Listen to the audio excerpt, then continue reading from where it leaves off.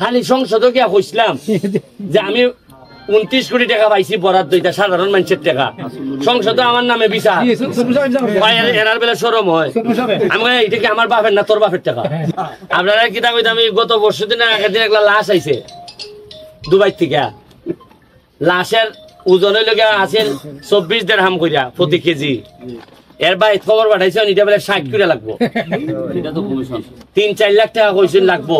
এরপর যাই বিভিন্ন সিস্টেমে আবার আমরা ফ্রি হয়ে আনছি। তখন আমি চিন্তা করলাম যে কোন দেশের এমপি হয়েছি যে দেশের লাশের ওজনের মধ্যে 60 টাকার মধ্যে 33 ব্যবধান।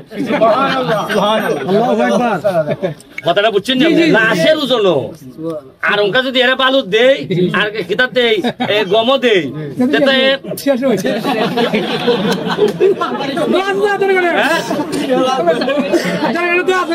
আমি যখন দেখি পদার্থটা যে দেই, কিছু লোক যেমন দূর থেকে যে ভাবে ওই যে রস পরে না মিষ্টি দেখলে কিভাবে যেমন এরা রস পরে লাগে আমার কাছে, অথচ এটা আল্লাহ হাজির নাজির, এটা একবারে নিরীহ নির্যাতিত মানুষের টাকা। এবং কি একটা আজব দেশ আমি আছি, খালি সংসদে গিয়া কইছিলাম যে আমি 29 কোটি টাকা পাইছি বরাদ্দ, এটা সাধারণ মানুষের টাকা। সংসদে আমার নামে বিচার, এরার বেলা সরম হয়। আমি এটা কি আমার বাপের না তোর বাপের টাকা? এটা মানুষের টাকা, মানুষের টাকা মানুষ জানতো না। আচ্ছা এখানে 1 কোটি টাকা খরচ হইলে আমি কইতাম না যে ভাই 1 কোটি টাকা খরচ হয়েছে? মানে এরার মাথার মধ্যে 50 বছর ধরে খাইতে খাইতে এমন তাল ধরছে, এরা কয় যে ওই যে এর টাকার পিঠা আমরা টাকা আমরা পিছিয়ে খাইতাম খাইতাম। মানে এর বড় কইয়া রাখতেছি, যদি বাচ্চা থাকি এই সোনারঘাট মাধবপুর থেকে মনে রাখবেন নতুন বাংলাদেশের ইতিহাস তৈরি। ওই যে আমার সাথে যে ইয়াং পোলাটাই না শুনলেনি, দেখবেন এরা খেলা দিয়া দিব। এই যে আমার সোনারঘাটের মাধবপুরের ইয়াং 17-18 বয়স যারা মনে রাখবেন, এরা এক একটা মেসির মতো খেললে দিব। যেভাবে রেডি করে তুলতাছি, কারণ এরার মাথার মধ্যে ফইলে আমি ওরাই দিছি যে রাজনীতি মানে 2 নম্বরই না। আজকে ছাত্রলীগের কমিটি হয়েছে, আগে নিয়ম আছে ছাত্রলীগের প্রেসিডেন্ট সেক্রেটারি হইলে পরে বাজারে বাজারে গিয়া বড় ফুলের মালা লন। আমার দ্বারা আইসে আর আমি কইছি কিতা ফুলের মালা নিবাই না বন্যার্থদের দ্বারা যাইবাই? এরা কইছে না ভাই আমরা বন্যার্থদের দ্বারা যাইমু। ওই তো রাতে খালুইয়া চান্দা উন্দা কইরা ওই আজকে ছাত্রলীগের ত্রাণ নিয়ে আইছে সভাপতি। কই ওই সভাপতি ঠিক নাই উঠুন চাপ। হ্যাঁ এই যে কোন মালা আছে এ ছাত্রলীগ করে, এ বঙ্গবন্ধুর আদর্শের সৈনিক, এর যে হানো মানুষের কষ্ট এখানে গিয়ে দাঁড়াইতো না, বালুর ব্যবসার পার্টনার হইতো না, এমনি গাছ কাটতো। সারা বাংলাদেশে আমি কইয়া দিতেছি, ওই সোনারঘাট ছাত্রলীগের নেতাদের মতো দেখাই দিব আমরা যে ছাত্রলীগ কিভাবে করতে হয়।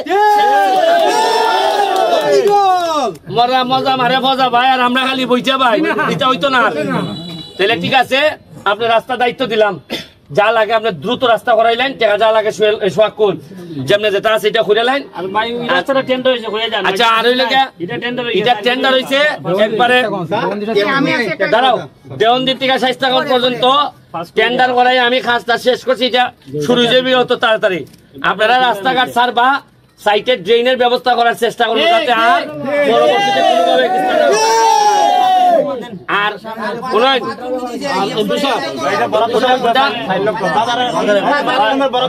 বরাদ্দ দেওয়া হয়েছে 4 লক্ষ।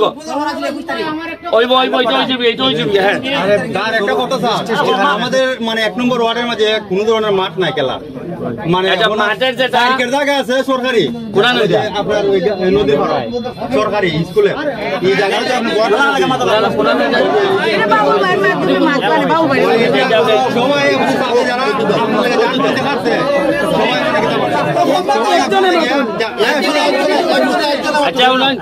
তাইলে যে ওই সার্কের জায়গার কথা কইতে সরকারি যেটা আছে এটা এখানে ফরানি, তাইলে এটা আপনারা মাঠ বানাইলেন না?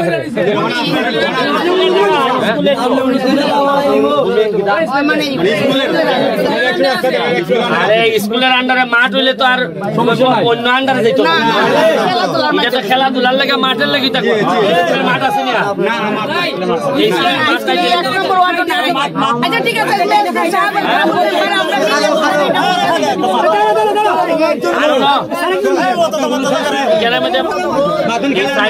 মাটি পালাইলাম না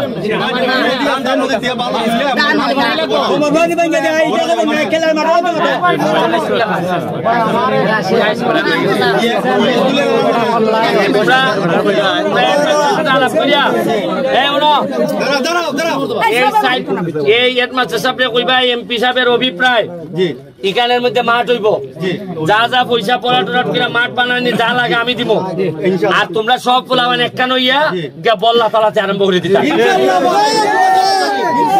আর আমি যতদিন শ্বাস ফালাইমু কতদিন পর্যন্ত অত চিন্তা করতে এখানে 2 নম্বরই না। আর ওই যে তোমার একটা কথা কই, যারা বয়স্ক নেতা এরা যে কোনো কাজ কইবা রাখো দম লো পরে ইটা কইবা যে উনছি দবলেন আমরা জায়গা খেলা কথা বুঝছো নি?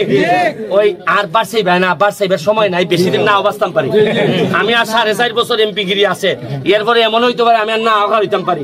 আমি এই জিনিস গান নিয়ে দিয়ে আইমু বাবা রে তোমরা এটা চালাও, কারণ এই 4 বছরের ভিতরে আটাইলি তুই ভাই সব ইনশাআল্লাহ। কথাটা বুঝছো নি? ঠিক আছে, থ্যাংক ইউ সবাই, ধন্যবাদ।